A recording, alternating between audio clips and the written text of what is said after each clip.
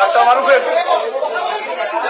Doctor মারুফের doctor মারুফের আমি এখানে আসার পর ওনাকে ডেকেছিলাম। উনি আমার পূর্ব পরিচিত, আমি ওনাকে চিনি, উনি আমার পূর্ব পরিচিত, এতটুকুই।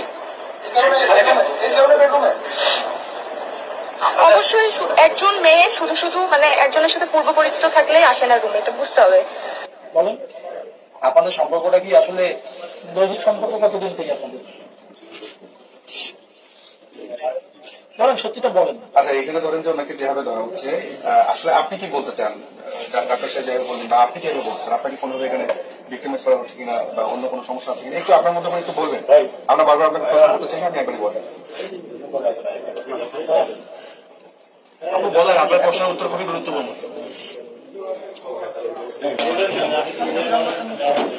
আসল ঘটনাটা কি, আসলে কি ঘটেছে এটা একটু জানতে। আপনি কি দেখলেন আজকে? আপনার আজকে কি ঘটেছে এটা একটু জানতে। এটা খুবই গুরুত্বপূর্ণ। এখানে কি ঘটেছে এই ঘটনাটা একটু জানতে। হ্যাঁ, এই বেডরুম পর্যন্ত আপনার দুজন কিভাবে আসলেন? আপনি বলেন, এটা গুরুত্বপূর্ণ। সত্যিটা বলেন, এটা তো মিডিয়া কারো পক্ষ না বিপক্ষ না, জাস্ট জিনিসটা বলেন। যত তাড়াতাড়ি বলবেন আমাদের জন্য অনেক ভালো হয়। চিনি, উনি আমার পরিচিত, এতটুকুই।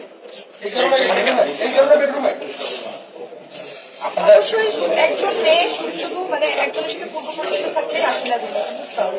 আসলে আসার পর আমরা বেশ কিছু লোকজন দেখতে পাই, তারা জানায় যে এখানে দুজন অনৈতিক কাজে তারা এখানে লোকজন আটক করছে। সেই ভিত্তিতে তারা আমাদেরকে নম্বর করেছেন। আমরা সেই অপরাধে আমরা তাকে আইনগত ব্যবস্থা করি। এই অপরাধে আইনগত কি ব্যবস্থা নেওয়া হবে? আমরা তদন্ত করে যেটা হয় যে অনৈতিক কাজের জন্য যে অপরাধ সেটাই মানে এসে আমাদের একজন চিকিৎসকের বিরুদ্ধে অভিযোগ করা হচ্ছিল লোকজন যে এই নিয়ে একজন মেয়ে হিসেবে এখানে অবস্থান করছে। আমার চিকিৎসক ইনি হসপিটালে কর্মরত ডিরেক্টর মহোদয়ের আন্ডারে, তাকে আমরা যখন জিজ্ঞেস করি সে আমাকে বললো যে আমার পরিচিত, সেই হিসেবে তার বাবার অসুস্থতার জন্য কথা বলতে আসছে। এটুকুই আমার আমি ব্যবস্থা এখন আমি আমার যেহেতু আইনে যেটা বলে আমি আপাতত পুলিশের কাছে এটা পরিস্থিতি জানাবো। এখন আইন এবং পুলিশ আর আমাদের বিভাগীয় তদন্তের ব্যবস্থা সেটা পরবর্তীতে হবে, কিন্তু এটা তো উপস্থিত করা যাবে না।